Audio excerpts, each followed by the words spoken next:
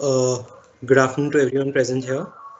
I, Adhar Lama, on the behalf of Moot Court Society, takes immense pleasure to welcome you all to the final round of second PGCL SAARC International Moot Court Competition 2022. I, along with Bhakti, will be your courtroom officers for the today's proceedings. It is my honor to introduce the esteemed bench of judges for today's round. uh, Padma Shri Senior Advocate Mr. Pravin Parikh, Additional Solicitor General of India Mr. M.B. Nargund, former Additional Solicitor General of India Mr. Ashok Mehta, Senior Advocate Supreme Court of India Ms. Geeta Luthra, Mr. Pervez Menon, Senior Partner MGM Legal. Without further ado, I'll briefly state the rules and the speaking time. Prosecution, Speaker 1 will take 19 minutes, Speaker 2 will take 18 minutes, Defendant, Speaker 1 will take 20 minutes, Speaker 2 will take 18 minutes. Now coming to the rules, I request the participant to keep their cameras on all the time. Switching off the same will lead to disqualification. Each team shall be allotted a time of 40 minutes to present their oral submissions. Each speaker must speak for a minimum of 17 minutes and a maximum of 20 minutes. There shall be a warning given by the courtroom officer 2 minutes prior to the allotted time and once again at the end of the allotted time. So please be mindful of the same. Teams will have to allot time for the rebuttal and sub-rebuttal respectively. The team will reserve a maximum of 3 minutes for rebuttal and sub-rebuttal. Rebuttal and sub-rebuttal will, however, be at the discretion of the judges. Any extension of time will be at the discretion of benches. There shall be no cross-talking during the proceeding. The judges can ask questions anytime they want. Only the designated teammate will be speaking at the time and the rest will be on mute if there any disturbance in their background. The opposite team stays on mute throughout the current team as the current team speaks. Screen sharing for the compendium or any document shall be done with the prior permission of the bench. Please maintain the decorum of courtroom throughout the competition. If in case one speaker loses connection, the courtroom officer shall request the bench to stop the proceeding for 2 minutes. If the connection is re-established, then the same speaker continues, or else his or her co-speaker takes over and concludes the submission. The structure for the competition shall be as follows. Prosecution speaker 1 shall make all the submissions, followed by prosecution speaker 2, then defendant speaker 1 and speaker 2. The rebuttal and sub-rebuttal will be at the discretion of the judges. Any changes with respect of the stericulture should be intimated to the bench prior to the commencement of the rounds. The participants, however, are free to combine any of the issues as long as they are par with the speaker's time and it is not extended. Now the prosecution can start with the permission of the judges. Greetings to the bench. The agent seeks permission to refer to the bench as Your Excellencies. If Your Excellencies are well versed with the facts of the case, the agent would like to proceed to the issues at hand. The issues at hand are firstly, whether the ICC is barred from exercising its jurisdiction over the situation in Jhanakland in light of Article 17 of the Rome Statute. Secondly, whether Mr. Wolf had specific intent as required by the Article 6 of the Rome Statute. Thirdly, whether Mr. Wolf's conduct can be considered to be a widespread and systematic attack against the region population. The present agent would be dealing with the issues number 1 and 3. Subsequently, the co-agent would be coming in to deal with issue number 2. The agent seeks permission to proceed to the arguments advanced. I'm not seeing them fully. The first issue will be contended in a twofold manner. Firstly, that the ICC is not barred from exercising its jurisdiction because the case is of sufficient gravity to initiate an investigation for the crimes that have been committed in consonance with the Article 17 Clause 1D. Secondly, there are other provisions in the ICC as well that prove the admissibility of the issue. The agent seeks permission to move to the first argument. As per Article 17 Clause 1D of the Rome Statute, the court shall determine a case to be inadmissible if the case is not of sufficient gravity to justify further action taken by court. The degree of gravity required to justify the court's further action, called the gravity threshold, shall be analyzed further. The prosecutor is responsible to make decisions on issues of gravity of the offence. The prosecutor may initiate investigations on the basis of information that he might have received on the crimes that fall within the jurisdiction of the court. To analyze whether the crime meets this threshold, three essentials need to be met. Firstly, the conduct, which is the object of the case, is systematic or large scale.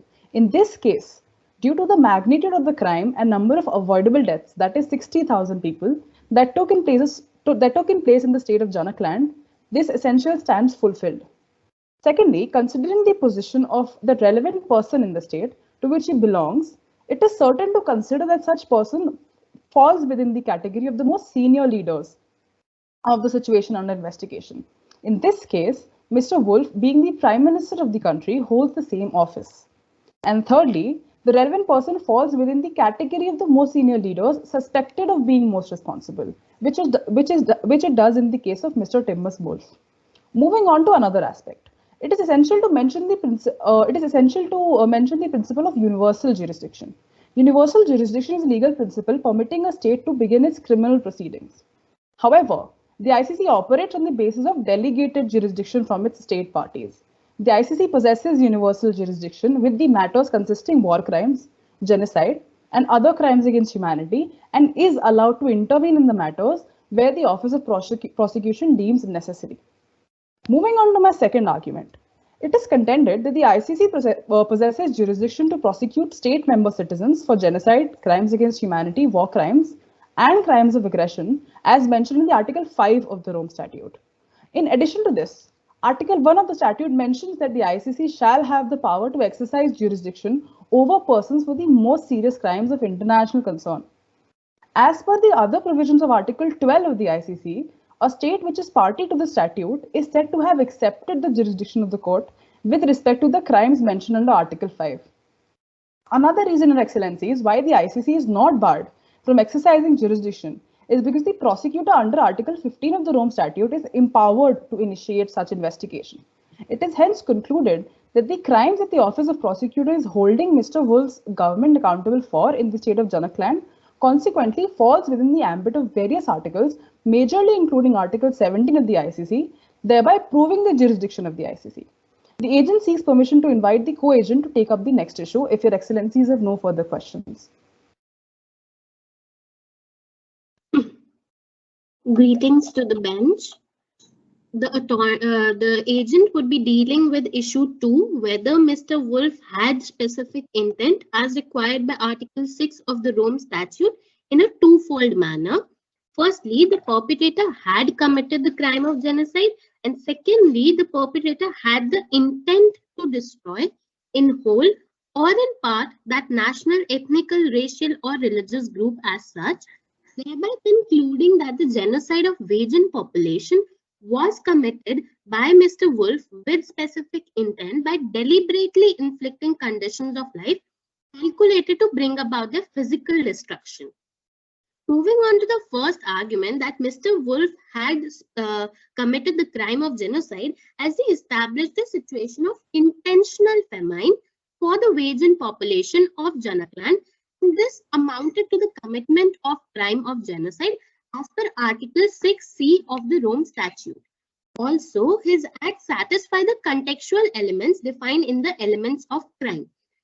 The crime of genocide is defined under Article 6 of the Rome Statute. It lists all the acts that comprise the actus reus of a crime, which are acts of material destruction of a group, and they can either be physical or biological.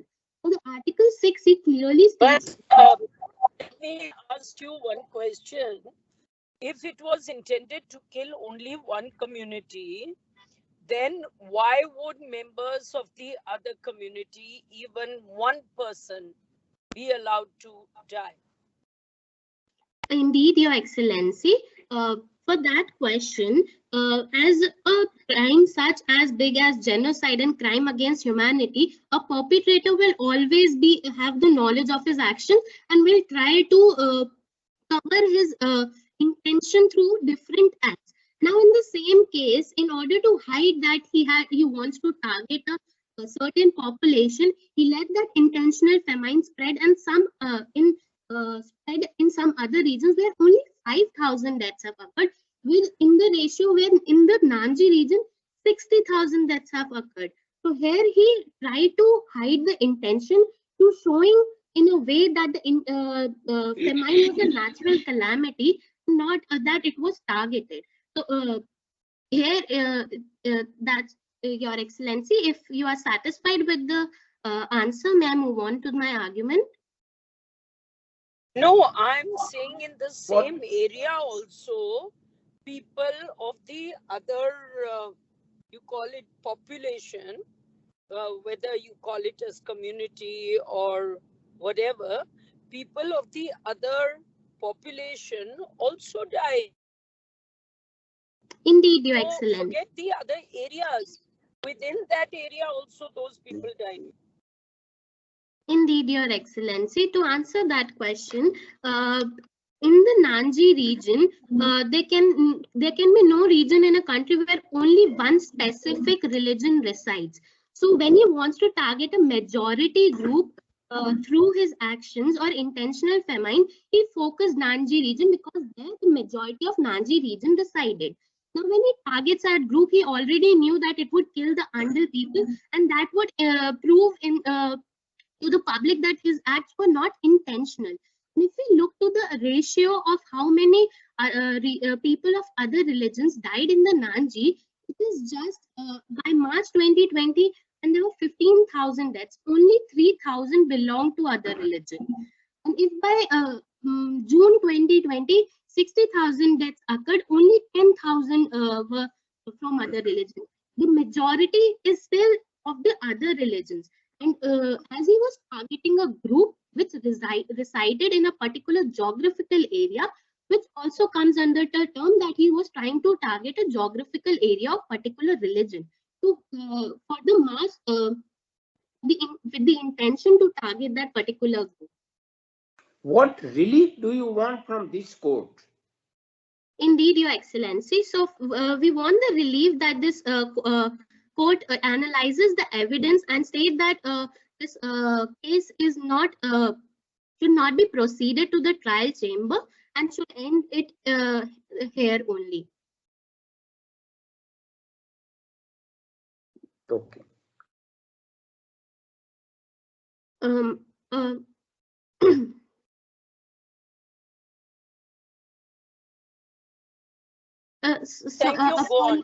Apologies, Your Excellency. I just said that it should not, whereby we stating that Mr. Wolf is liable, so it should proceed to the trial chamber and the evidence should be considered as we are stating. Apologies, Your Excellency. I just slipped my tongue. So you know why this happened? Because normally in cases we make at one case a party argue from only one side. Here we are making you argue from both sides. Nobody.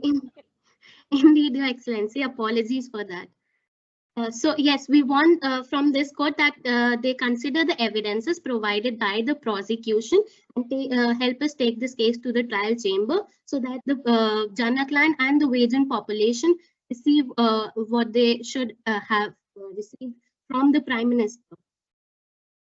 If Your Excellencies are satisfied, I would like to move on to the argument which was actus reus, which is the objective element of committing a crime.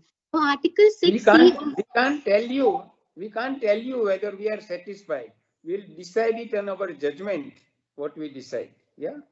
So you can't ask us that, are we satisfied? We'll hear other side also, and then we'll decide. Yeah. Indeed, Your Excellency. So for the actus reus, the Article 6C states that genocide is committed if we deliberately inflict on the group in whole or in part conditions of life calculated to bring about its physical destruction. So the term calculated is a core concept. It states that not just purpose and premeditation, but also the imposing of conditions must be the primary instrument to dissolve the group. Now, what are these conditions of life? These conditions are the intentional denial of resources which are essential for existence, such as food and water. In this, it is a technique of genocide in which the perpetrator doesn't require proof of result or kill member of the group right away. The perpetrator, on the other hand, eventually intends their physical destruction, primarily through creating situations that would result in a slow death, as it has been stated clearly in the Akaisu trial judgment, which is mentioned in para 33, page 7 of my memorial. Also, when a person has a responsibility to act but fails to do so, an omission of failure to act may constitute the actus reus, and that action is a legal obligation, not a moral one. In the present case, the people of Vedic religion in the Nanji region started facing shortage of food, and what in January 2020 is led to 12,000 deaths by March 2020 and 50,000 deaths by June 2020. It created a dire situation for the people of Nanji region. Mr. Wolf created such conditions of for life for Vedic population, which was home to 22% out of 27% total Vedic population in Jharkhand. They faced physical destruction of their lives because the food grains were not directed to other regions and were not supplied to the Nanji region. And the other regions only faced 5,000 deaths in total comparison to the 50,000 deaths in the Nanji region. To prove further that the actus reus is divided into 3 parts: conduct, consequence, and circumstance, where Mr. Wolf deliberately and intentionally cut off the food supply to the Nanji region, which was home to 22% of Janakland region, and directed the same towards the other regions. Thereby, he, by his conduct, created a situation of famine following the deaths of the people of Vedic religion of Nanji region as a consequence, and which as a circumstance lasted for approximately 8 months and is still continuing. Therefore, his act of directing food grains to other regions, the omission of not providing food to the people of Vedic religion in Nanji region for such a long period, which led to the reduction in the population by half, establishes the actus reus of the crime of genocide. If your excellencies have no questions about this argument. Speaker, may I put it? In your submissions, you have used the word not supplied. You have used the word deliberately. And these are the things which should come out of the material statement of facts. But except basing the inference that few people died in the Nanji region little more than the other region, you are drawing the inference. In the absence of the fact, how do you justify the prosecution? Please answer. Indeed, Your Excellency. So to correlate it with the facts that the deaths have occurred and that it was intentional, I would like the Excellencies to come on para 12 of the Moot proposition, last line, which states that the NAP government maintained that no famines had taken place and that the issue was exaggerated by the newspaper for gaining attraction. Now here he completely denied in January 2020 that the famine has occurred. And until he was targeted by the media reports that this many deaths, 15,000 deaths have occurred, and Mr. Wolf had not taken any decision, then only he came up and accepted the fact that yes, deaths have occurred. Also, in para 13, he clearly stated that it is safe to say that media reports are not exaggerated and quite possibly represent an accurate figure, which shows that he was accepting that this much 60,000 people in the Nanji region have died. To prove another... See, we are understanding people have died, that we agree. That he also accepts, because ultimately there must be evidence, forget newspaper reports. But the question is, when a person targets a community, you don't even let one person of the other community die. So this shows maybe he was careless, maybe he was indifferent, but he was not intentional. Indeed, Your Excellency, as stated earlier by the agent, that such grave crimes as genocide and crime against humanity, no perpetrator will come up in the public and state clearly that I am targeting a population. Neither he'll perform the actions directly inflicting their the conditions of life. So always for the crime of genocide, the intentional is considered through the circumstantial evidence, and because it is in the mind of the person, and we cannot deduce that without the circumstantial evidence, which is the specific intention and the dollar specialist. So, with the facts I was just trying to prove, he has an intention to target Vedic population. However, the other people have died, their number in comparison is very less to the people who have died in the Nanji region. If you explain, can you find out who are the persons who are guilty according to you? What are their names?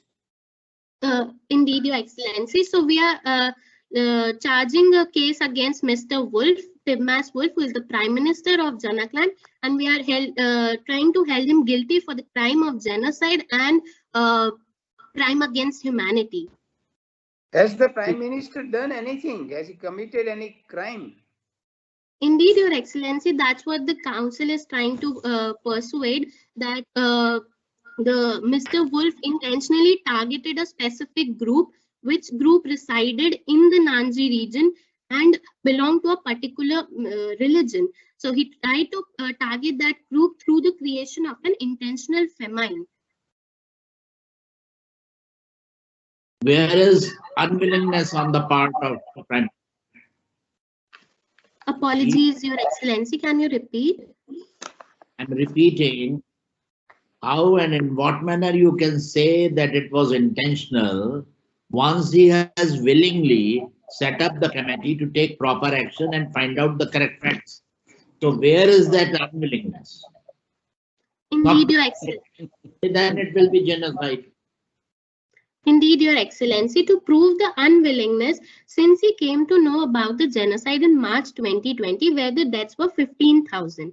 But if we look at the facts, by June 2020, the death was 60,000, which is 4 times of what they were in March 2020. It clearly shows that he was not taking any appropriate actions to bring the situation under control, to stop the deaths that were occurring. In fact, the deaths started occurring in other regions too. He set up the committee. Indeed, Your Excellency. To set up a committee, the case was just about whether he intentionally diverted the food supply. I would like to quote from the proposition, para 20, last line, that stated the case against Mr. Wolf was that he deliberately and intentionally cut off food supply to the Nanji region and directed the same towards other region. So the quasi-judicial committee nowhere mentions that they were trying to answer the question about Mr. Wolf, that whether he had committed genocide and crime against humanity. There's no mention that they have dealt with that problem. Rather, they was dealing with the problem of diversion of food grains. If Your Excellency has no further questions, may I move on to the next argument? For the contextual elements of crime, which are an important aspect to prove the genocide, the first element says that such person or persons belong to a particular national, ethnical, or racial or religious group. So the definition of religious group is whose members share the same religion, denomination, or mode of worship. A genocide is a crime that can be limited in scope geographically too, even when the exterminatory goal only extends to a small geographic zone. International customary law allows genocide to be recognized, where both the requisites are getting satisfied. Firstly, the people belong to the Vedic religion, and secondly, the geographical area which faced maximum shortage of food and water was the Nanji region.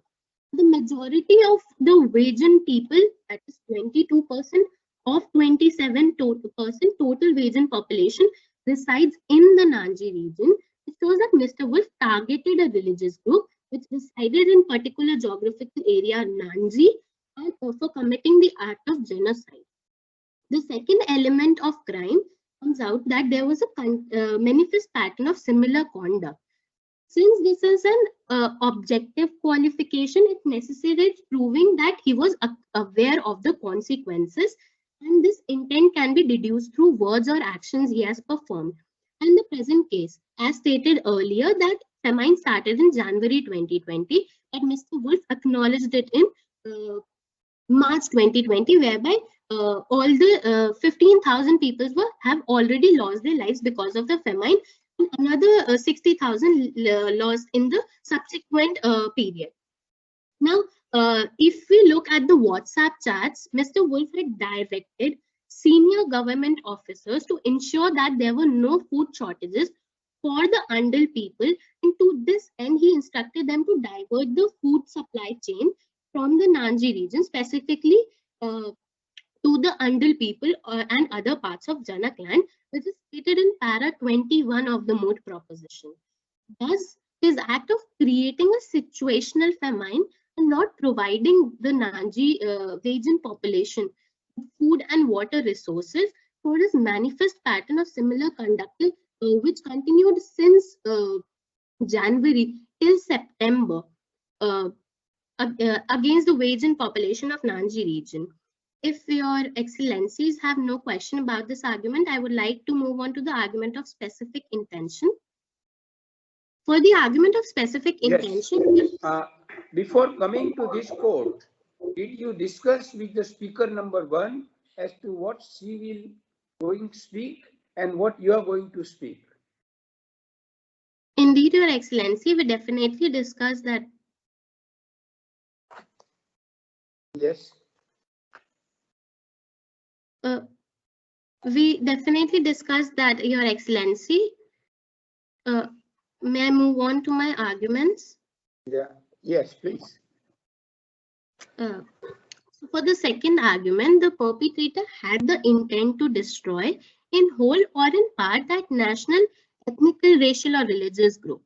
Mention of genocide is established in the particular case. Genocide basically involves two subjective elements. First, the general subjective element, which consists of intent and knowledge, as defined in Article 30 of the Rome Statute. And second, a specific intention, dolus specialis, to destroy the targeted group in whole or in part. So Mr. Wolf possesses the general intent as he possesses the knowledge of the deadly conditions of the Nanji region and the increasing mortality rates, yet he didn't take any measures for the worst affected area in Janak land, which was household to 22% of Vajjan population, demonstrating his general genocidal intent. Secondly, Mr. Wolf possesses the dolus specialis. To prove the specific intent or dolus specialis, the perpetrator must target a victim group because of his or her membership in a protected group. He must possess an intent to destroy that group by the acts which cause their physical or biological destruction.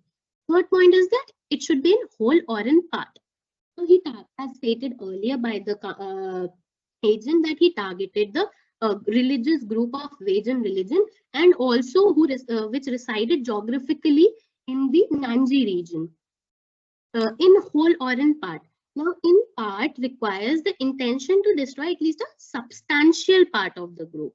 The numeric size of the targeted part of the group can help determine whether it is substantial part of the group as a whole or not. Also, part can be defined geographically as stated earlier, and it is mentioned in the Christic judgment that the specific identity located in a particular location can be considered as a part. Now, as stated that the time of genocide can only be decided through the circumstantial evidence. For the circumstantial evidence, the facts are the most relevant.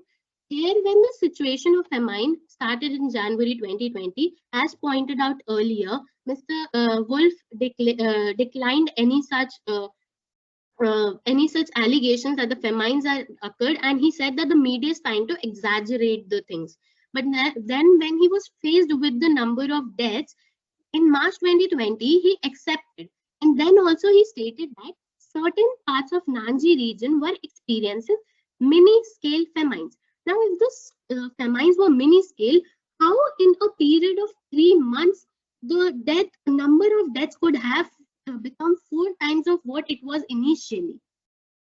Even after the admission of the dire situation, Mr. Wolf did not take any such measure, and 60,000 people died, out of which 50,000 were Vajans. Now, he accepted the media reports clearly when he stated that the media reports are not exaggerated and quite possibly represent an accurate figure in para 13 of the Moot proposition. However, in other regions, only 5,000 deaths occurred. Now, if we come to the quotation which Mr. Wolf stated, that we are going to put an embargo, it is on para 14, that we are going to put an embargo on all exports, and the government will acquire food grains domestically and redistribute the same to the worst affected regions. If we reduce the words worst affected regions, it is clear from the death ratio that Nanji was the worst affected region, and that Nanji was the worst affected region, and they should have received the food on the first hand other than the other parts of Janak land. It is clearly evident when in para 15 he stated that in most regions famines have been controlled, whereby Nanji region is still in dire situation. It clearly proves that the Nanji region was not on the receiving end of the food grain. Also to state that the government directed the senior officers through the WhatsApp chat, and WhatsApp chats can be admissible, as it has stated in the some international cases, Force versus Sekarma. The WhatsApp chats were considered as secondary evidences, and we are also relying on them as secondary evidence. Also, the Green City International College was, accepted the WhatsApp chats to prove the intent of the person. To quote from para 22 of the Moot proposition, it is clearly stated by Mr. Wolf in his speech, I was only reacting to a calamity in a manner envisaged by the Constitution of Janakland. Now, as we already know that the Constitution of Janakland is democratic and non-secular. Now, the democracy allows all the people of all region and religion to live a dignified life and have right to life and food and water, which is, as they were the part of UN also, then they should follow and abide by the rules and regulations of UN. Whereby when there was time to distribute the food grains, underpopulation received it on the first hand, being less affected by the famine. All these words, chats and speeches pointed out in the proposition are a proof of a specific intent, as the circumstances outlay the format of him targeting the religious group of Vajan population in the Nanji region by deliberately and intentionally inflicting conditions of life calculated to bring about the physical destruction. Therefore, I would like to conclude my argument stating that Mr. Wolf possesses the specific intent as mentioned under Article 6 of the Rome Statute. If Your Excellencies have no question about this argument, I would like my co-agent to come up. You are making serious allegations. How can we rely on circumstantial evidence? Indeed, Your Excellency. So, genocide is a case in which the circumstantial evidence plays a major role.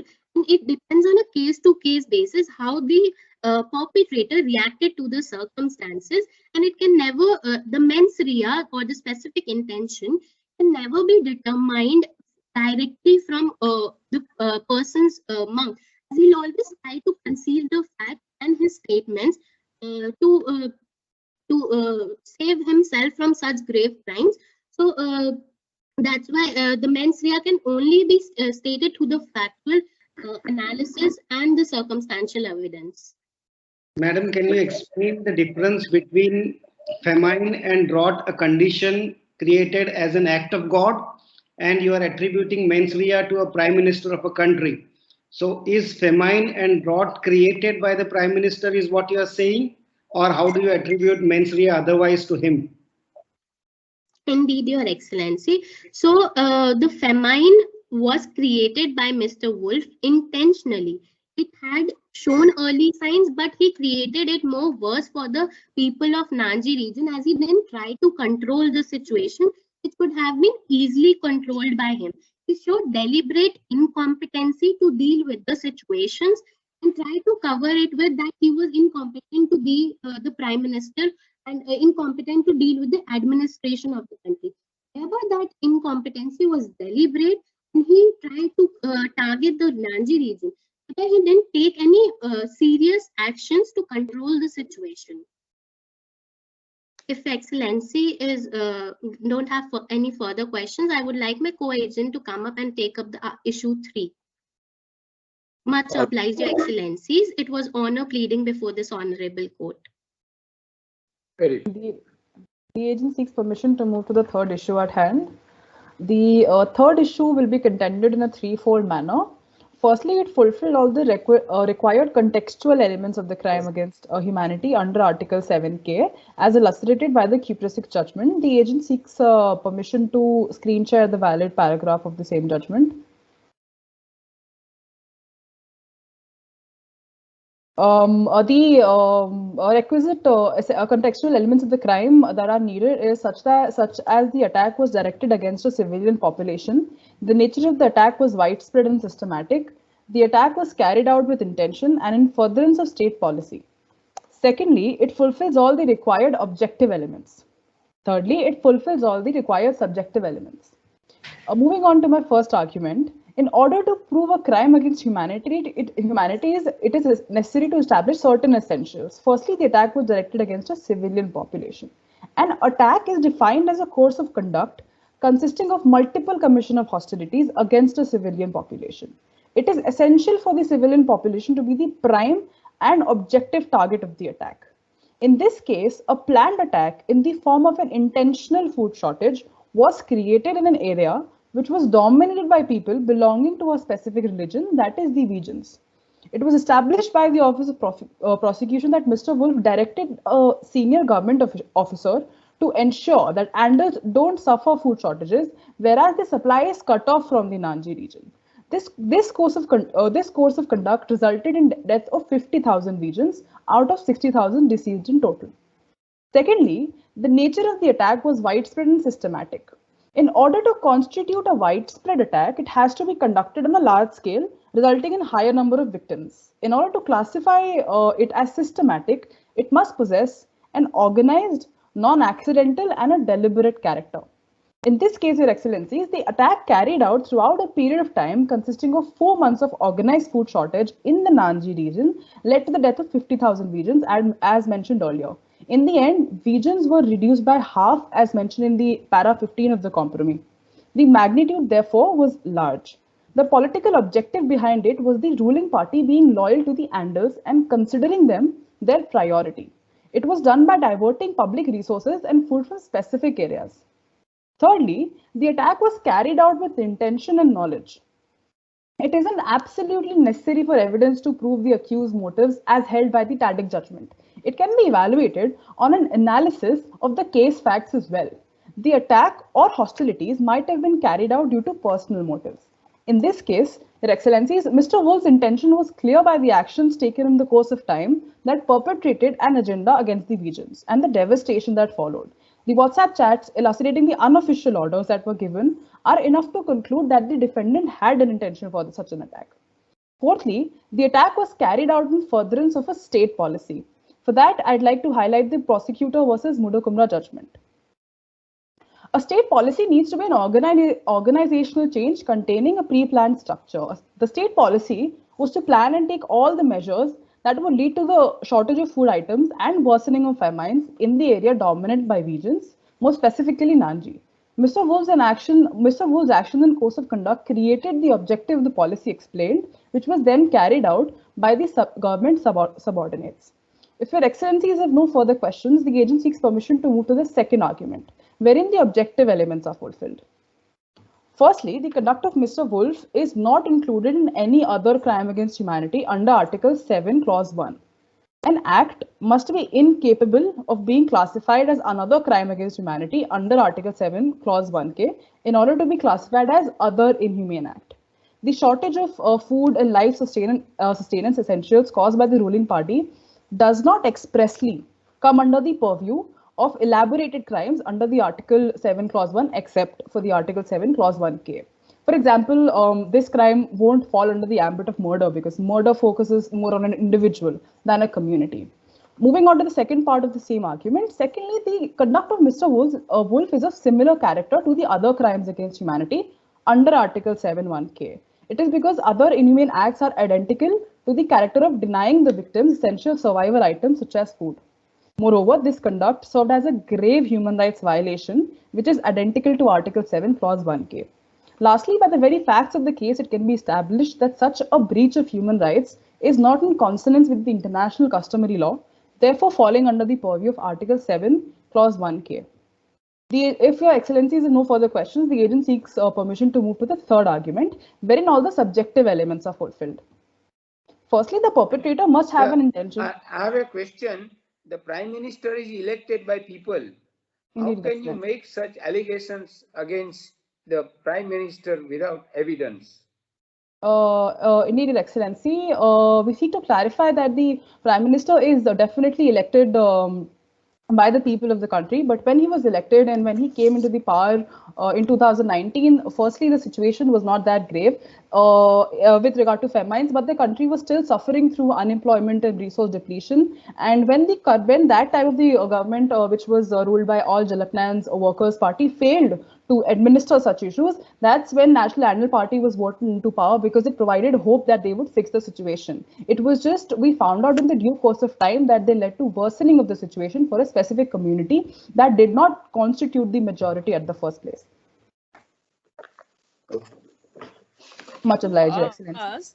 Is why do you feel, what was the policy according to you? I didn't understand that this was as a result of policy. What policy are you talking about? The policy I'm talking about is, it is basically an organizational change that persecutes a specific part of the population. When we talk about perpetrating crimes against humanity, it can be done in multiple forms. For example, in the case of prosecutor versus in multiple cases, genocide might have occurred when 500 people were gathered on a ground and shot to death. But in this case, that did not happen. It was perpetrated indirectly, and it was through these organizational changes, which can be found from diverting food supplies from the regions and worsening the famine that already occurred from the people who migrated from another country to the same country. So when I talk about policy, these are the systemic changes that happened throughout a course of time that indirectly perpetrated the crimes that are alleged in Mr. Wolf. Can an indirectly perpetrated crime be prosecuted in our court? Indeed, circumstantial evidence. You know the law of circumstantial evidence, that the chain has to be complete. It has to be not be built on hypothesis. Now here both of you are building hypothesis that the Prime Minister and only the Prime Minister is responsible for the genocide. Indeed, Your Excellency, to answer that question, the fact that we're in the pre-trial chamber, what we firstly want is to make a case against Mr. Timbers Wolf to make this case proceed to the trial chamber. So even if there is a speculation or even if there is an indirect insinuation that such grave crimes were committed against a particular community, it is enough circumstantial evidence to build a case upon, so that it is investigated in detail, and then subsequently Mr. Timbers Wolf, along with the people who are guilty, are tried in the trial chamber, and then the charges are proved against them. Right now, at the pre-trial stage, all the prosecution wants is to go ahead with the case in the trial chamber. Yeah, but at a pre-trial stage, the material that you bring before the court should be sufficient to even frame charges. Is it sufficient to frame the charges?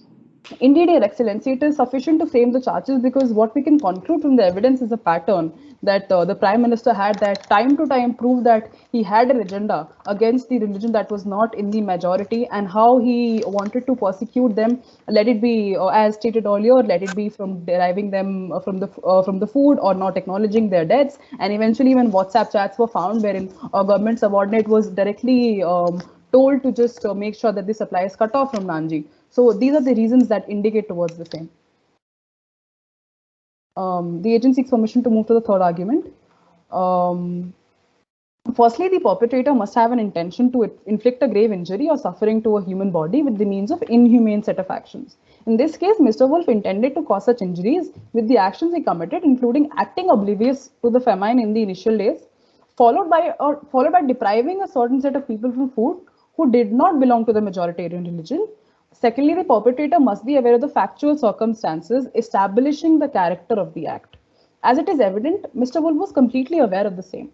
Thirdly, the perpetrator must know or intend the conduct to be the part of a widespread or a systematic character against a civilian population. As argued before, Your Excellencies, it was a nationwide planned attack against legions consisting of numerous inhumane acts that led to mass deaths. Mr. Wolf was the leader of this attack, so this essential also stands satisfied.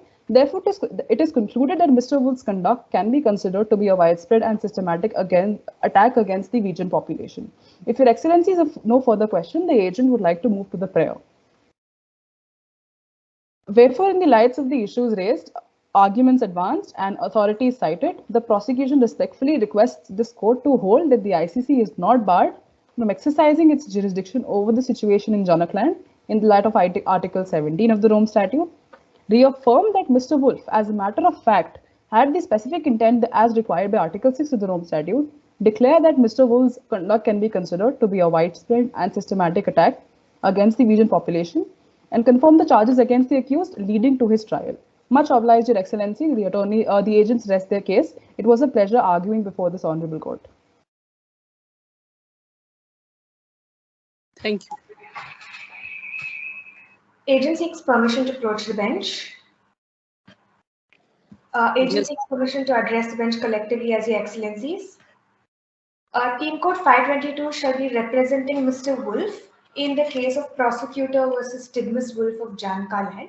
Agent 1 shall be taking 20 minutes of this court's time to deal with issues 1 and 2, and my co-agent shall be taking 18 minutes of this court's time to deal with issue 3.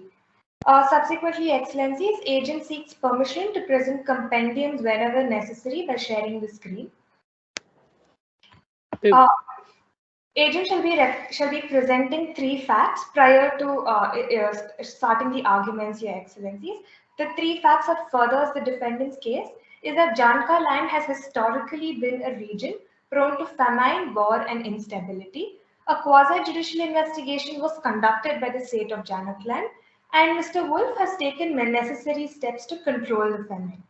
Moving ahead with presentation of arguments under issue 1, Your Excellencies, that is whether this international criminal court has jurisdiction under Article 17 over the situation of intentional famine in the state of Janakland.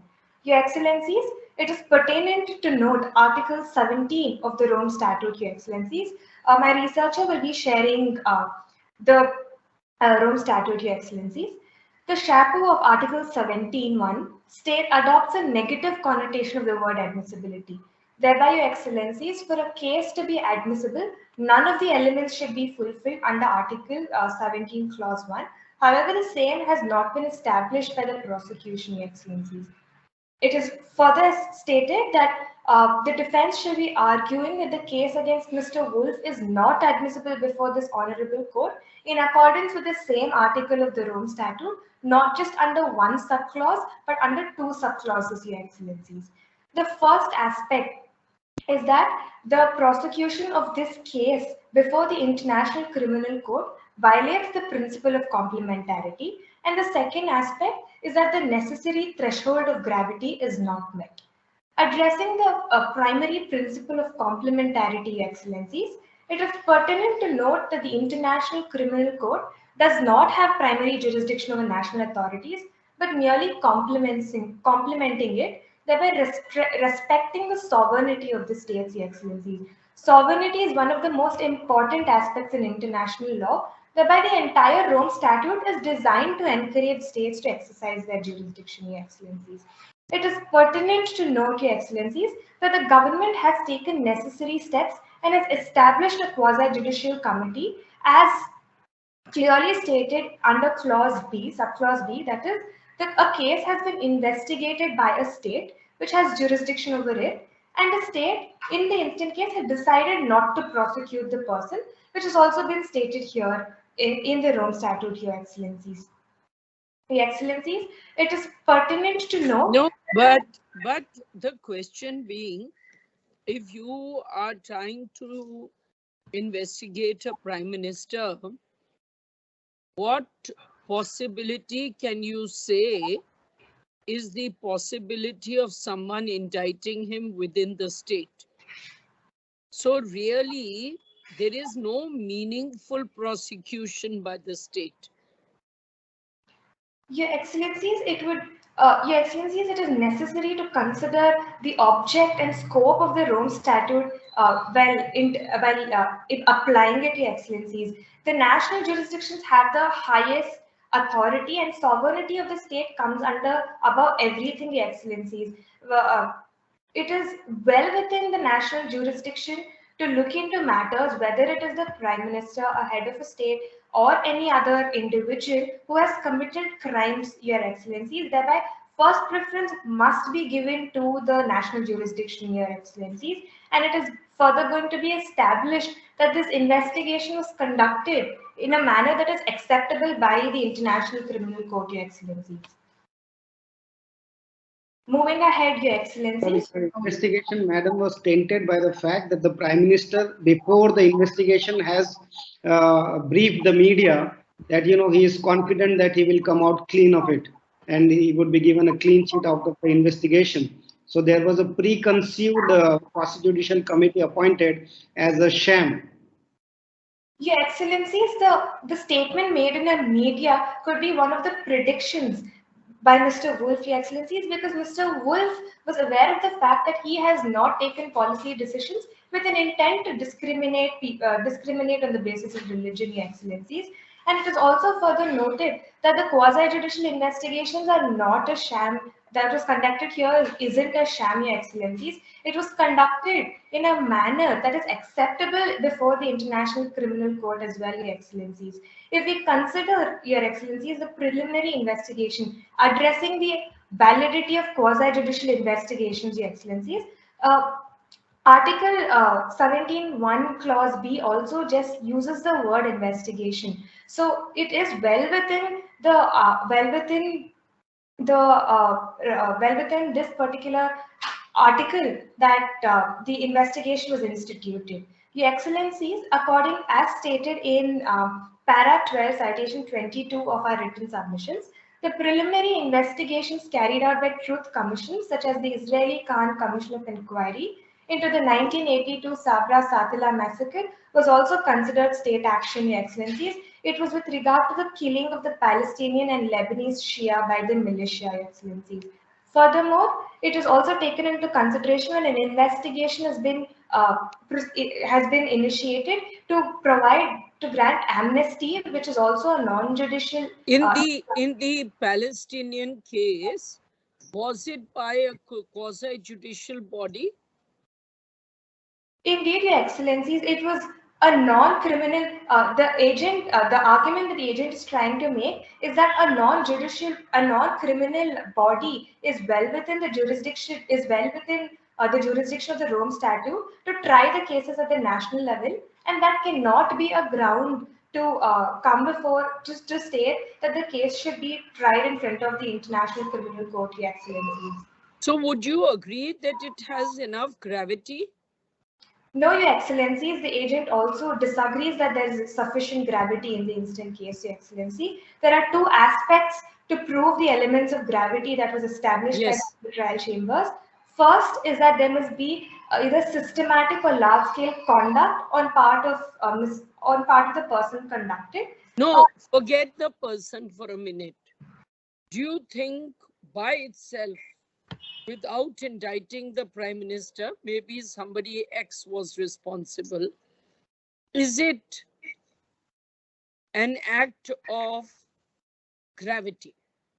No, Your Excellencies, it does not fulfill the threshold of gravity because the act was not systematic and large scale. And secondly, this did not cause a social alarm in the international community, Your Excellencies. And this can be observed that the situation in the Nanji region was reported by local media and national media. There has been no attention of the international media, which can be one of the conclusions that it did not create the intensity, Your Excellencies. Suppose this is a country where nobody thinks it's politically or otherwise sensitive, and nobody cares because it's in a region where, but is it grave by itself even if it's not reported in international media? I mean, that can't be an argument that it is reported in international media. Indeed, Your Excellencies. Another point that has to be taken into contention is that Mr. Black, who's the leader of the opposition, approached the United Nations and asked the United Nations to direct the International Criminal Court to initiate proceedings for the said acts, Your Excellencies. However, the United Nations also did not take any necessary measures to direct the ICC. One of the reasonable conclusions can be that the United Nations did not find the gravity of this situation to be high, Your Excellency. Thereby, Your Excellency, the aspect of gravity. I want to know, can you, as the Prime Minister personally told you what you are arguing? I'm sorry, Your Excellencies. As the Prime Minister personally told you what you are arguing before us? Your Excellencies, I am the agent representing Mr. Wolf, Your Excellencies. Thereby, I am representing the interests of Mr. Wolf before this international criminal. How do you know that? So, when you were briefed, were you briefed by Mr. Wolf or were you briefed by somebody else? Who instructed you? Don't worry, just tell us what you think. Who instructed you? It was Mr. Wolf, Your Excellencies, because it can be understood from para 22, which states that I will ensure my lawyers are present before the Honorable Court to guide it through the relevant authorities. Was he nice to his lawyers? Excellencies, that can, an assumption can be made. All right, go on. Thereby, Your Excellencies, this proves that the gravity aspect is not satisfied. Thereby, the case is inadmissible before this honorable, before the International Criminal Court, Your Excellencies. Counsel. Yes, if not, it is intentional act. Can you classify the act as a carelessness by the Prime Minister? Carelessness by the Prime Minister. Apologies, Your Excellencies. Can I ask you in what context is the question being asked in the instant case? In the sense that he has neglected to look after the particular area, maybe due to the carelessness, he must have been concentrated only on the other side, and very casually he has left the people, the citizens who are living there in the part of Ninja area.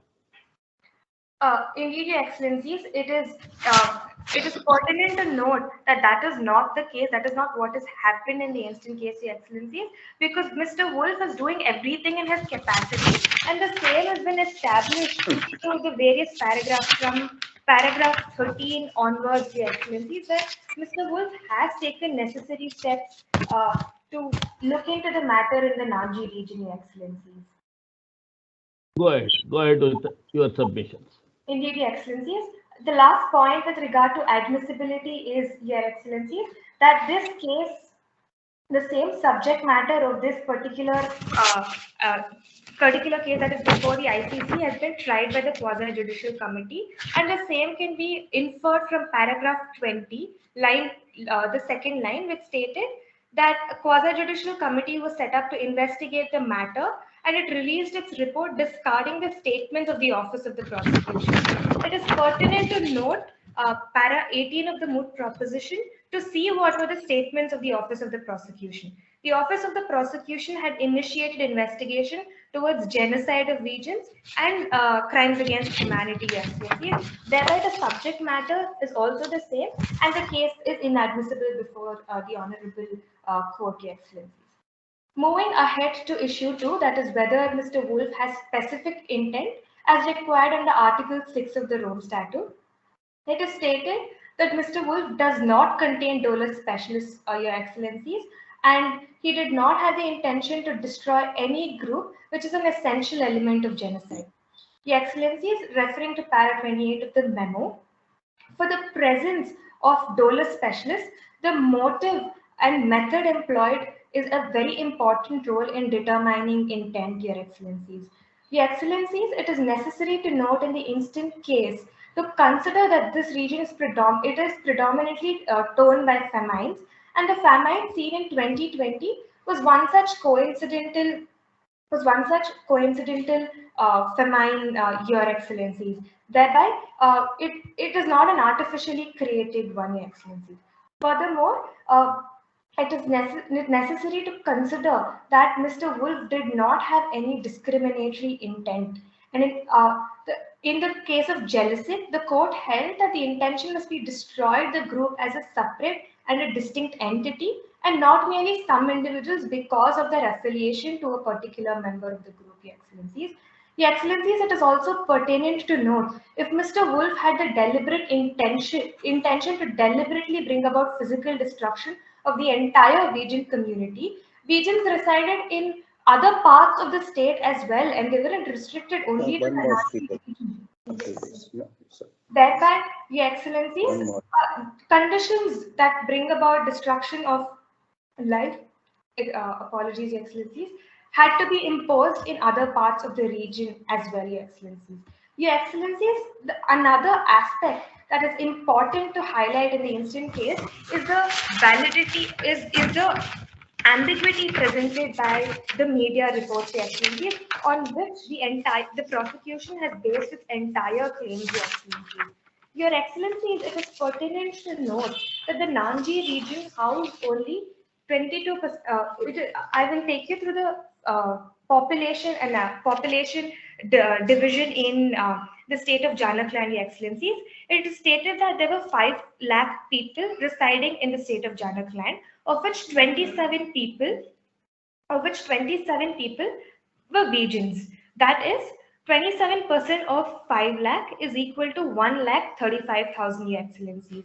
It is also further stated that 22% of the total region population that is in Jharkhand resided in the Nanji region. So 22% of 1,35,000 is equal to 29,700 people, Your Excellencies. However, the media in paragraph 14 reported that 50,000 Ghegs were dead in this region, Your Excellencies. Thereby, the media reports are inconclusive, Your Excellencies.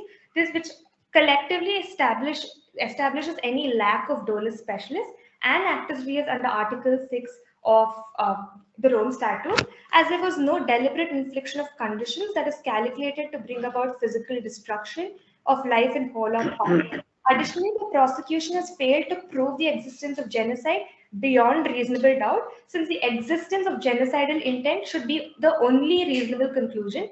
However, in the instant case, that is not the only reasonable conclusion, Your Excellencies. If Your Excellencies do not have any other further questions pertaining to the presentation of my arguments, my co-agent shall proceed.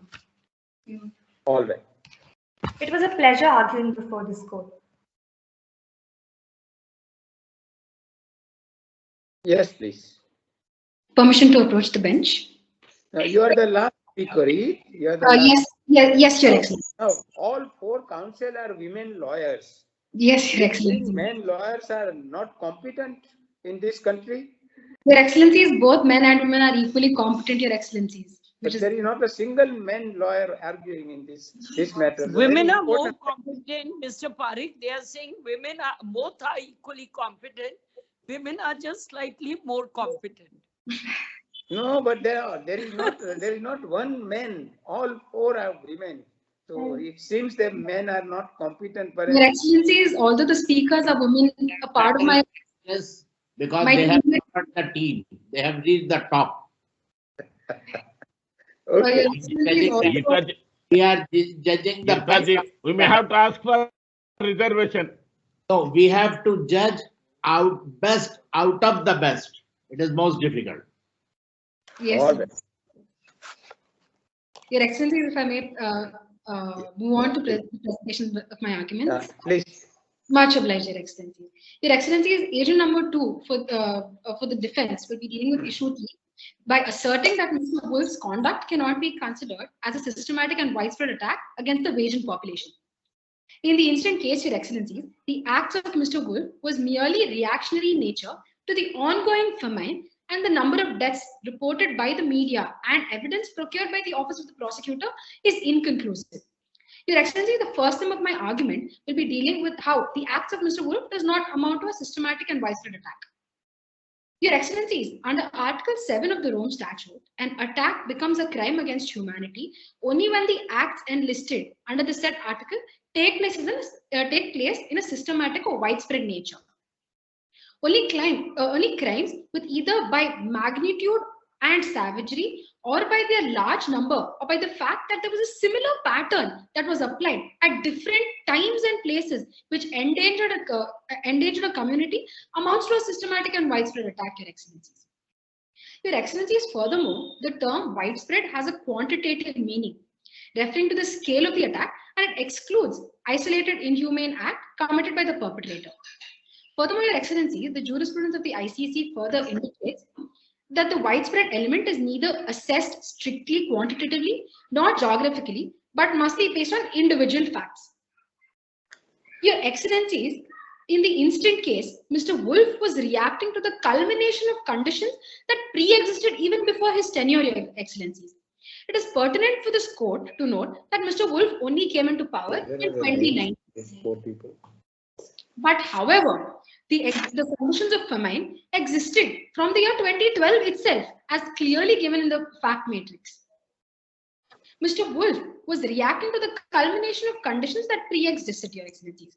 And furthermore, there is no such evidence of a similar or a repetitive act that has taken place in the state, Your Excellencies. And furthermore, the relationship between Janakland and the international community has always been cordial, and Janakland has tried to tackle such issues, although Janakland falls in a place of in a famine-prone region, Your Excellencies. Your Excellencies, there was neither a pattern in the actions of Mr. Wolf, nor was there a repetitiveness in this action for it to be considered as a systematic attack, Your Excellencies. Your Excellencies, it is also pertinent to note that in the instant case, Janakland faced a stagnation in its growth and development since the year 2002. Depletion of resources, a sharp decline in the GDP and the population explosion, all of which culminated into a famine and a dilapidated state in some regions of Janakland, which coincidentally fell into the term when Mr. Wolf was in power. Although it's important to note that Mr. Wolf took necessary actions as the head of the state. But however, it is pertinent to also consider that the situation in the Nanjing region stayed suboptimal due to the population explosion that is caused due to the high inflow of migrants from neighboring countries. Your Excellency. No, but why were the granaries full in other places? Much obliged, Your Excellencies. Your Excellencies, coming to the admissibility of the media reports itself, Your Excellencies. The media reports show a large number of inconclusivity in its reporting, Your Excellencies, and I would like to point, and that will be my next submission before this honorable court, Your Excellencies. If I may proceed with the same, Your Excellencies. Yes, but normally it would be better to answer, even if it's going to be your next submission, to break this submission, answer that question, and come back to your earlier submission. That's better than saying, I'll do it later. I will be addressing it right now. Nobody, you just tell me the answer to what I've asked you. Much obliged, Your Excellency. Much obliged. Your Excellencies, all the media reports in this instant case are severely inconclusive, Your Excellencies. They specifically focused only on only in the Nanji region, and they ignored the fact that the intent that the famine was ongoing in the whole state of the whole state of Jharkhand, Your Excellencies. And furthermore, the images produced by the media reports are undated and unverified, Your Excellencies. And as the prosecution is solely dependent on such media reports, the admissibility of such media reports are not proved beyond reasonable doubt by the prosecution itself, Your Excellencies. Your Excellencies, and furthermore, Your Excellencies, other policy decisions outweigh the probative value of such media evidence, which is considered as a secondary source of evidence, Your Excellencies. Being a secondary source of evidence, it is on the onus of the prosecution to prove such evidence is admissible beyond reasonable doubt, which they have rightly failed to do so. And hence the media reports are inconclusive as they're unverified, and they're merely opinions of the media, which may or may not favor the head of the state in this instant case, Your Excellency. But at this stage, when it's just a pre-trial, is it necessary for me to prove everything if I'm the prosecution, or I just have to show some case and then it can go to trial? Much obliged, Your Excellency. Your Excellencies, with respect to the crimes of genocide and other inhumane acts, the intention or the specific intent must come into picture, Your Excellencies. And to prove the intent, it must be done beyond a reasonable doubt, Your Excellency, with verified evidence and not merely corroborative evidence as proved by the prosecution in this instant case, Your Excellencies. Although it's before a pre-trial chamber, and although it's before a pre-trial chamber, it is necessary for them to prove the intent of the acts of the perpetrator or the acts of the suspect in this instant case, Your Excellencies, which the prosecution has failed to do so in this instant case. Fine. Much obliged. Much obliged, Your Excellencies. Your Excellencies, furthermore, pointing out the degree of inconclusivity of the media reports with the reporting of deaths itself, Your Excellencies. If I may point out to the fact matrix, paragraph 1 states that Jharkhand, if I may bring the court's conclusion to para 1 of the fact matrix, it says that Jharkhand is a democratic, non-secular country with a population of 5 lakh people, out of which 70 lakh people profess Anda religion, 27 profess Vedic religion, and 3% of the people profess Christianity, Your Excellencies. Considering the facts given in this instant case, 27% of the total population amounts to 1,35,000 people, Your Excellencies. Out of these 1,35,000 people, Your Excellencies, 22% resided in the Nanji region. And this amounts to 29,700 Vedians residing in the Nanji region, Your Excellencies. And throughout the famine, Your Excellencies, the media only focused on the Nanji region and reported about 50,000 Nanji deaths, Your Excellencies. The discrepancy in the number of existence of Vedians in the Nanji region and the deaths reported are nowhere in relation or are nowhere related or have a larger disparity in this instant case, Your Excellencies. Madam, are you considering the refugee population there staying in the Nanji region? Much obliged, Your Excellencies. If I may point out the courts, if I may bring the court's kind perusal to para 15 of the Moot compromise, Your Excellencies. Your Excellencies, the last line of the paragraph further states that in these years of famine, the Vedian population had almost reduced by half. Even if there was a population explosion, the Vedian population had already reduced by half because of the existing famine that took place even before Mr. Wolf's terms. The media reported several thousands of deaths, and that too 50,000 deaths in the Vedian community in the Nanji region, Your Excellencies. And furthermore, Your Excellencies, if I may bring the court's kind perusal to para 5 of the Moot compromise, that states the migration facts, Your Excellencies.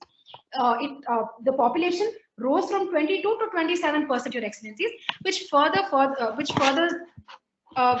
my case, Your Excellencies. Although that there was a population explosion, it did not amount to the number of deaths that were reported by the media, Your Excellencies.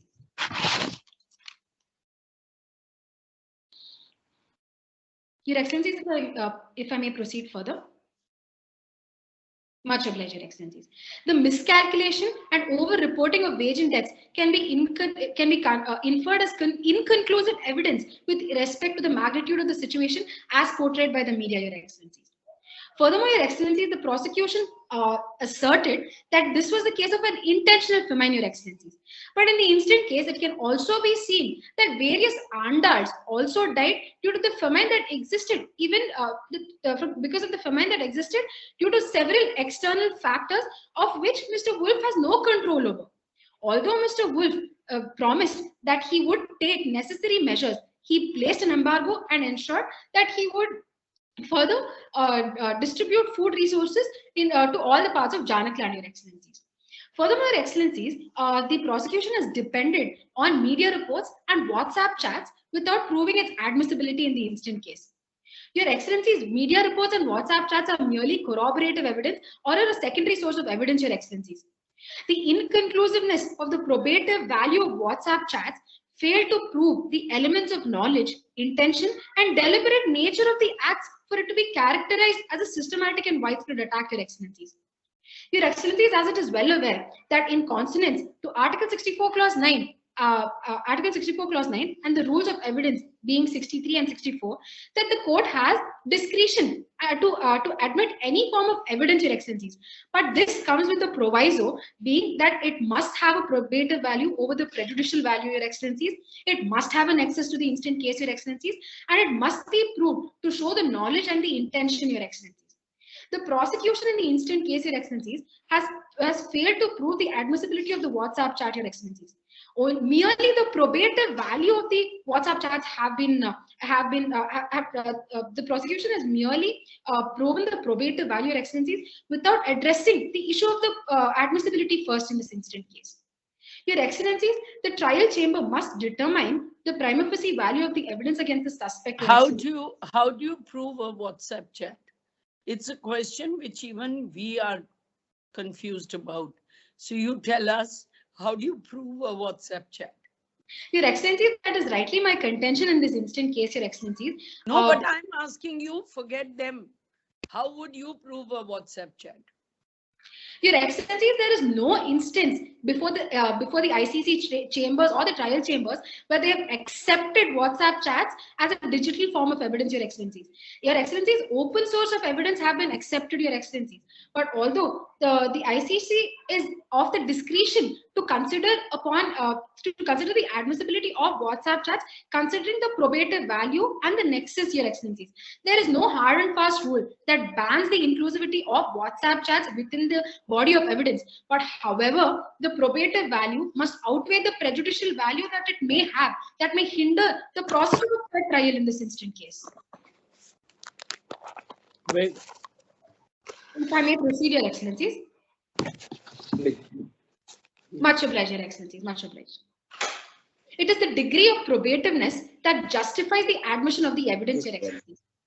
And the consideration, if it is not probative enough, may hinder the fair trial if it is too collateral or too remote, coupled with the probative value of other evidences procured, Your Excellencies. Your Excellencies, sometimes even if the evidence is sufficiently relevant, it may not. Other policy decisions may outweigh its probative value, Your Excellencies. And in the instant case, Your Excellencies, the exoneration of Mr. Wolf by the quasi-judicial body shows that he has no active conduct, nor does he have the knowledge and intent to be discriminatory, to be deliberate, to institute a deliberate attack against the Vajjan population in the Nanji region, Your Excellencies. I want to know things, great problems have been done to large number of people in the country. And how are you saying that you are not responsible? Your Excellencies, much obliged, Your Excellencies, it is pertinent to note that the famine was caused due to external factors, Your Excellencies. The famine existed even before Mr. Wolf's tenure, Your Excellencies, and it is pertinent for the court to note that Jharkhand fell into a region that was prone to famines and other military coups, Excellencies, and in various instances, refugees have sought refuge in the state of Jharkhand proving that the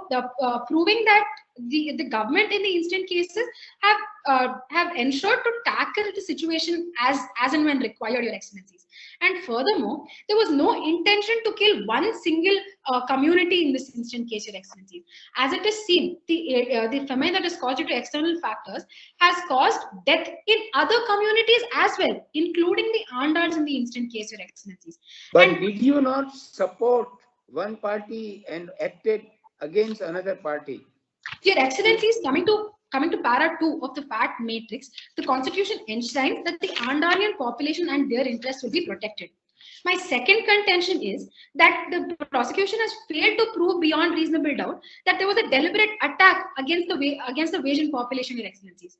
And furthermore, Your Excellencies, Mr. Wolf placed an embargo and took necessary measures to ensure that food and other resources are supplied to various regions of Rajasthan, Your Excellencies. And in the instant case, Your Excellencies, para 15 states that in the months which followed, Mr. Wolf's government did precisely as he promised by buying food grains and distributing it across the country, Your Excellencies. But Your Excellencies, this proves that he did not have any deliberate intention to attack against the Asian population in this instant case. Madam, what my learned sister judge asked you earlier was that at this stage, whether it is necessary to prove the charges beyond reasonable doubt. You are arguing that the prosecution has failed to prove beyond reasonable doubt. But are we at that stage as of now? Much obliged, Your Excellencies. Your Excellencies, although this case is still before the pre-trial chambers, it is necessary for the court to decide on the knowledge and the intent factor required to consider a crime as a crime of genocide or consider an act to be an act to have the nature of a systematic and widespread attack. Your Excellencies, the knowledge and intent part has to be proved with enough with substantial evidence, Your Excellencies, and the reliability factor that is placed on the WhatsApp chat and the media reports are very inconclusive in nature, Your Excellencies. Considering this nature of the knowledge and intent that is required, for which the prosecution is charging Mr. Wolf, has to be proved with sufficient and substantial evidence in this instant case.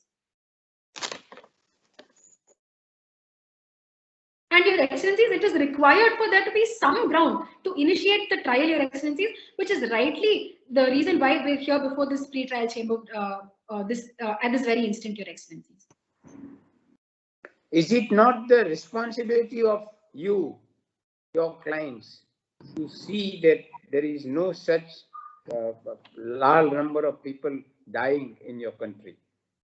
Your Excellencies, there are various instances of famine that has caused large-scale deaths, Your Excellencies.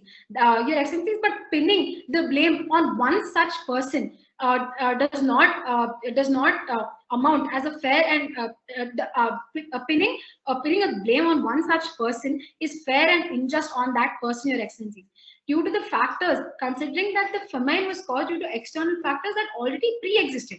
It is also pertinent to note that Mr. Wolf is in power only since 2019, Your Excellencies, and he's furthermore taken necessary actions in this instant case, which I've substantially stated throughout the course of my arguments, Your Excellencies.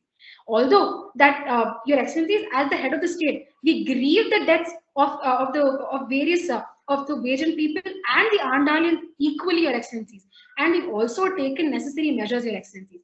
There is no sleeping on the fact that the state of Jharkhand was facing dire conditions, Your Excellencies, but Mr. Wolf made sure that he took necessary steps in this instant case. But we believe, at least for the time being, that he has been very bad that as the head of a state, and he should not have allowed this to be done.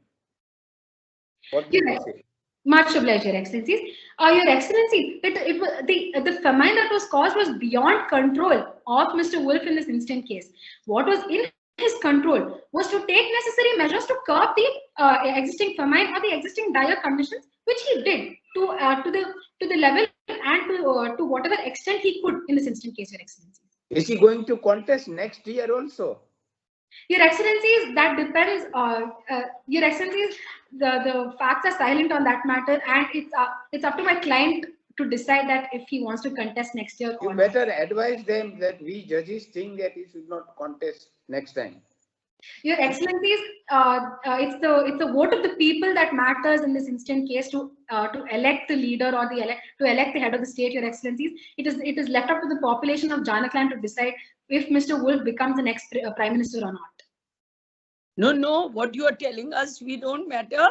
Only Your Excellencies, Your Excellencies, it does matter, Your Excellencies. Your opinions do matter, Your Excellencies. But considering it's a democratic state, it's a democratic country, the process of elections or the due process of law that is to be followed will eventually give out the results in the next in the next term, Your Excellencies. Much obliged, Your Excellencies. Your Excellencies, furthermore, the consonant, in consonance with the principle of complementarity as enshrined under Article 17, and as my co-agent rightly stated, the quasi-judicial body has exonerated Mr. Wolf and for having no act of conduct in this instant case, Your Excellencies, and such considerations must be taken into account. Your Excellencies, in conclusion, Mr. Wolf's actions do not amount to a systematic and widespread attack against the Asian population, Your Excellencies. Your Excellencies, if I can request 30 seconds of this court's time to present the prayer before this honorable bench. I want to know, do you get a good fees or not from the president? Does he give you good fees? Your Excellencies, we are content with what we've received right now, Your Excellencies. Okay. Much obliged, Your Excellencies. Wherefore, may it please the court, in the light of questions presented, arguments advanced, and authorities cited, is humbly prayed before this honorable court to declare that the ICC is barred from exercising its jurisdiction under the Rome Statute. The case is inadmissible before this court under Article 17 of the Rome Statute. The perpetrator is not guilty of committing the crime of genocide. And further, Mr. Wolf's acts cannot be considered as a systematic and widespread attack, constituting crimes against humanity as enshrined under Article 7 of the Rome Statute. It was an honor and pleasure arguing before this honorable bench, Your Excellency. Thank you. You faced us well. Yes. Thank you. You may have a bad case, but you argued well. Much obliged, Your Excellency.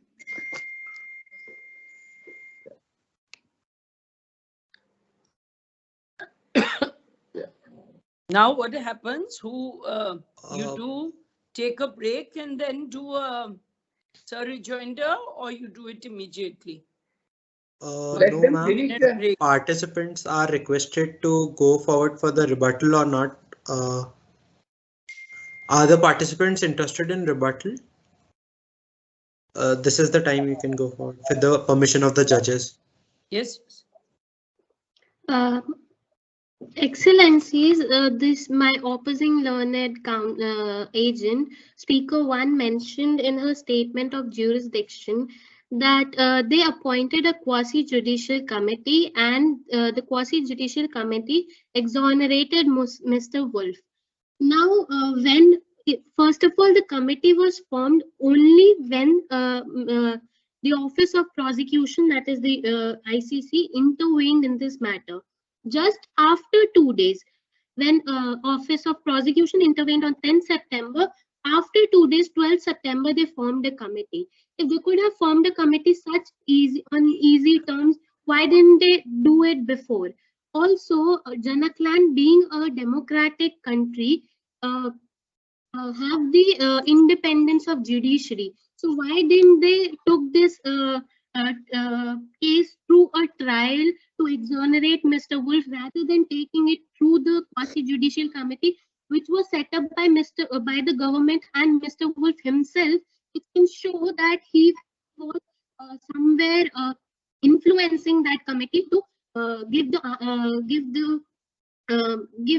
decision in favor of him. Also, my second question is my first question concludes with why they try to take the result of this judicial committee and not the trial through a judiciary which is independent in Jharkhand. The second question, which have been stated by both the speakers, that the population of Jharkhand, the population of Vajans in Jharkhand is 1,35,000. And they stated that 22% of 22% of 1,35,000 resides in Nanji region. coming to the mathematical calculation, they're saying that 29,700 reside in Nanji region. So if your excellencies can come to para 1 of the Moot proposition, section 9 clearly states that 70% people professed the Andal religion, 7% people professed the Vajan religion. Also, the para 5 clearly states, last line, by 1990, Janaklan Vajan population comprised 27% of its total population, which clearly proves that the case which that from 1990 till 2020, the population might have increased, and it's not given in the factual matrix, but they are saying that the deaths and were over reported and miscalculated by the media reports, which we are relying on. That is factually incorrect. So I just wanted to ask them that do they agree with the fact that the population since 1990 till 2020 was just 27%, or did it increase or did it get reduced? That's all, my excellencies. Much obliged. Okay.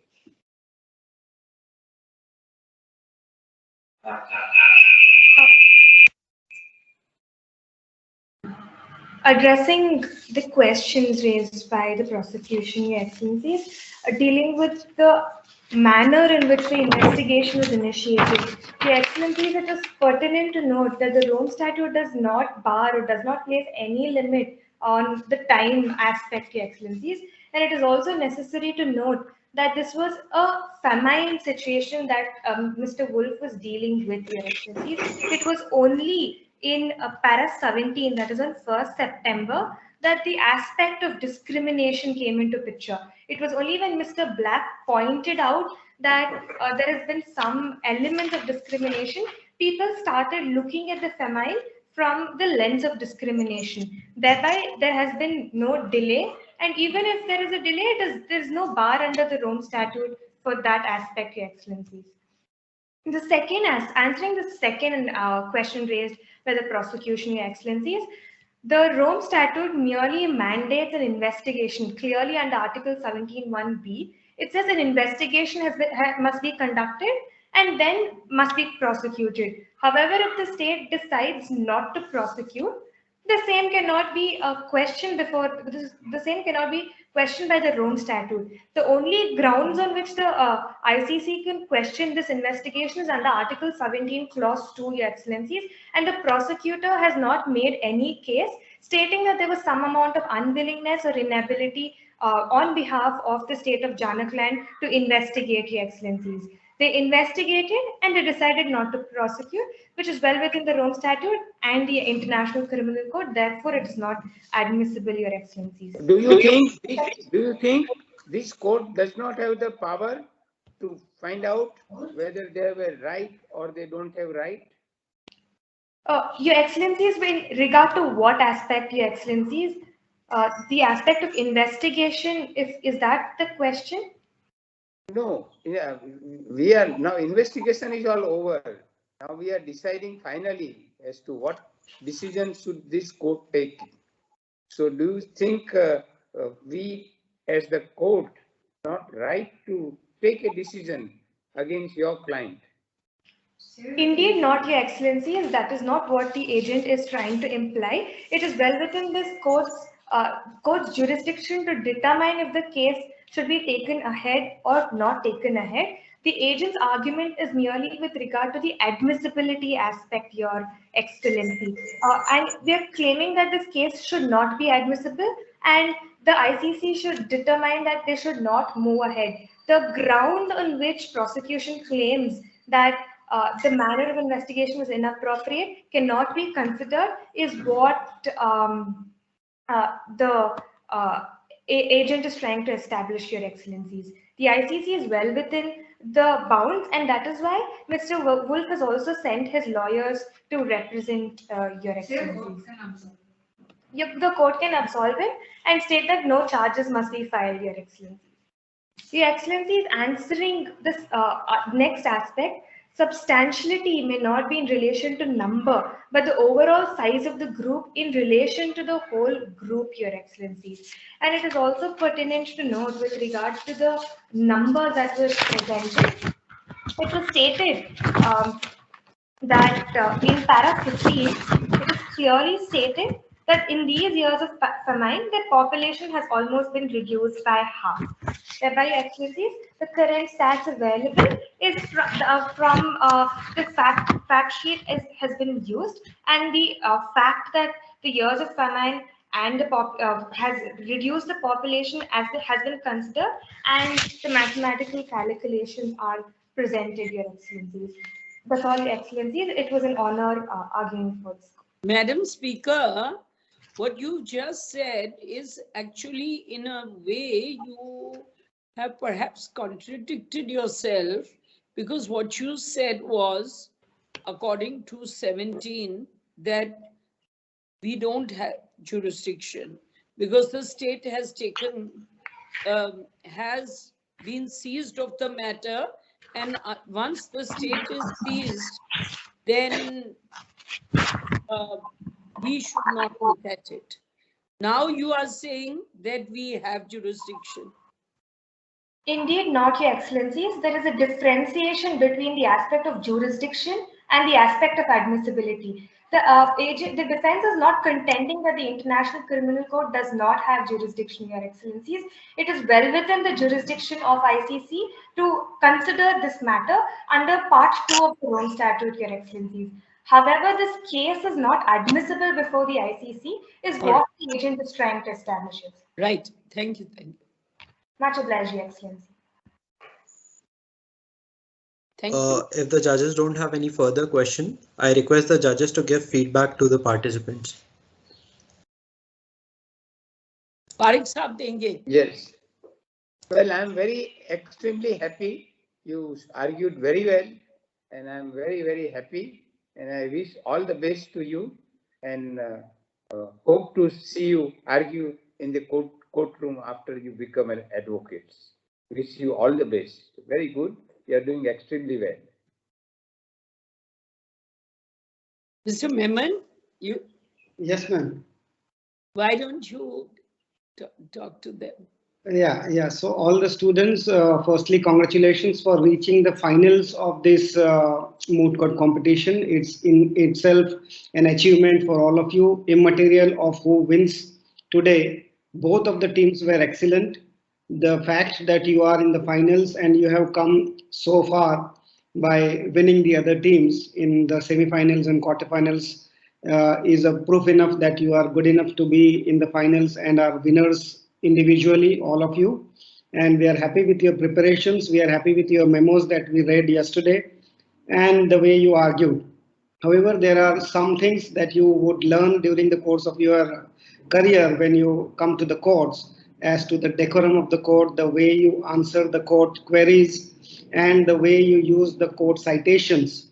Don't take it as criticism, but we find, at least I find individually, I'll speak for myself, that the use of citations was minimal on both the sides.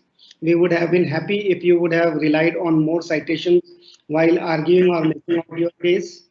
And plus, of course, you were all good in your art of advocacy and skills, but you need to polish, and of course that would come with your experience as you enter the corridors of the court. But as rightly said by my learned senior colleague, we welcome you to the bar very soon, and we would be there always to help and guide you in your careers. Wish you all the best, and thank you very much.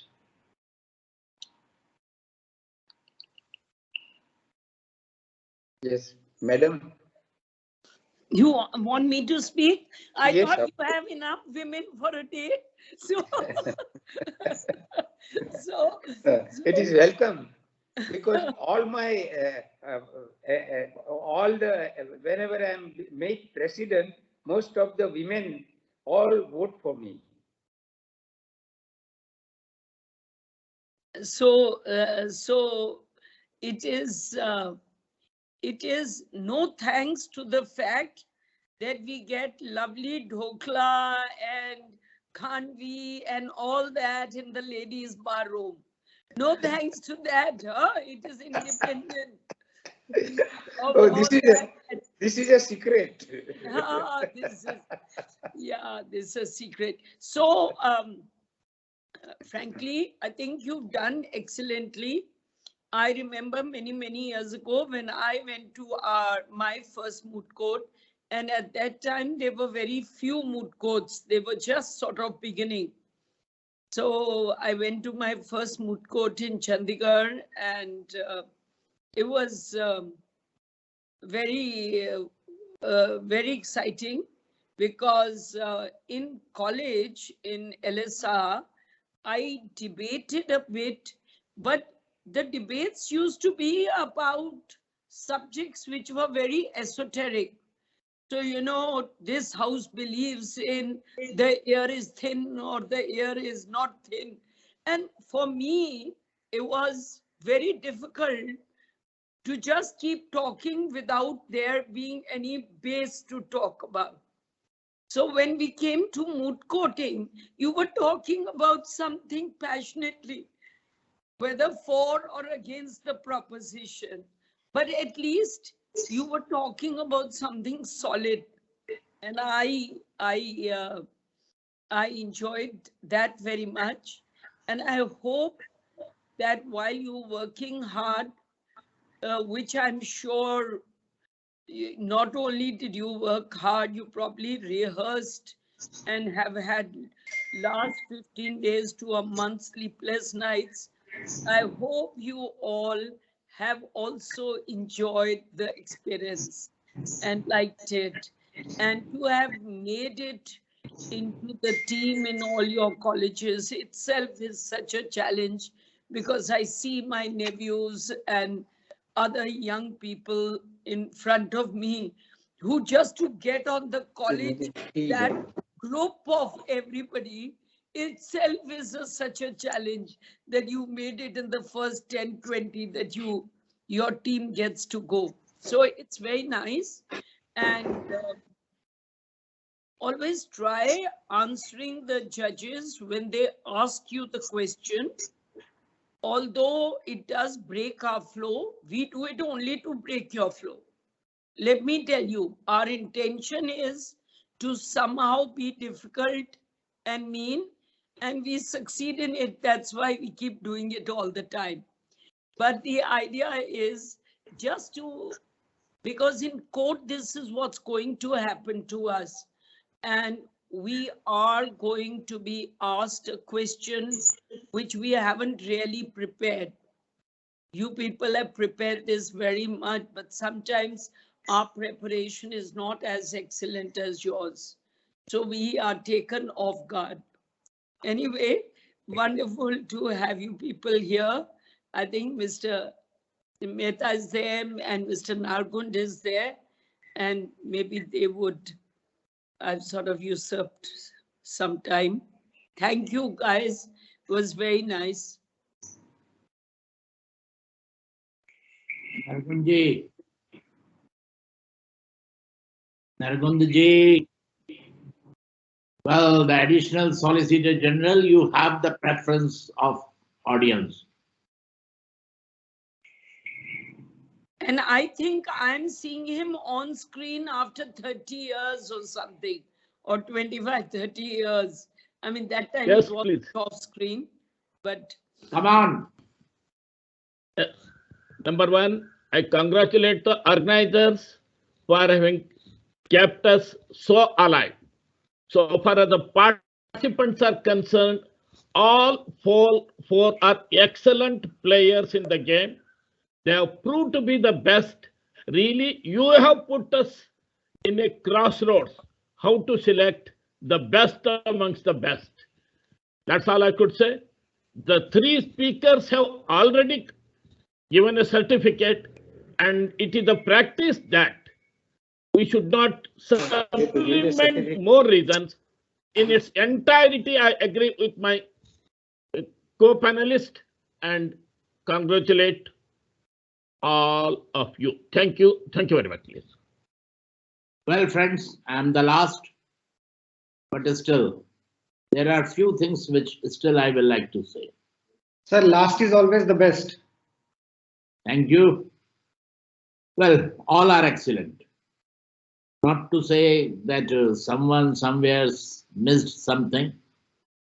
You are finalist, you are the excellent one. At least better than me. When I was of your age, I was the worst. Well, you have a role model, Madam Geeta. Try to be like her. Okay, I will say try to be like Mr. Parikh also. And ask him for all Khandvi and Dhoklas. And yes, we are very irritating to the council on the other side. As it has been said, we create the hurdle in between. And you are really full of etiquette, presenting ability, your language is really nice, and you really burn your evening light and put the shades in that. And I am sure that last night you must have been seeing our faces as a devil. Tomorrow we will be there. Yes, we also face it in that manner. We are always really worried about the weak points of our case and feel that the judge will ask those questions only. But still, you are excellent, and I am waiting for you to join the bar. Thank you very much. I'll just say when Geeta, in good old days, was one of the very, very competent lady lawyers. There used to be very few lady lawyers in Supreme Court, and in Delhi High Court there were little more, but there were also very few. And Geeta did extremely well in those days. Yeah. Thank you. Well, you all have to work extra hard, let me tell you. So you know that.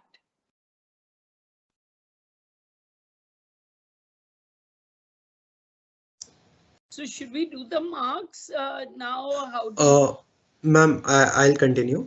1 second. With this, we come to an end of our competition. I'd like to thank our judges for their valuable time and feedback, and that I'm sure our participants have taken in a good spirit. I'd like to thank the participants for giving their very best and making the competition an interesting and challenging one. Before we leave, I'd like to request all the judges and the participants for a picture. Bhakti, can you? At the count of 3, everyone can smile. 1, 2, 3.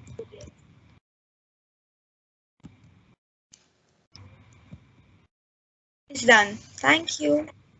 Thank you, everyone. I'd like to ask the participants that they can leave.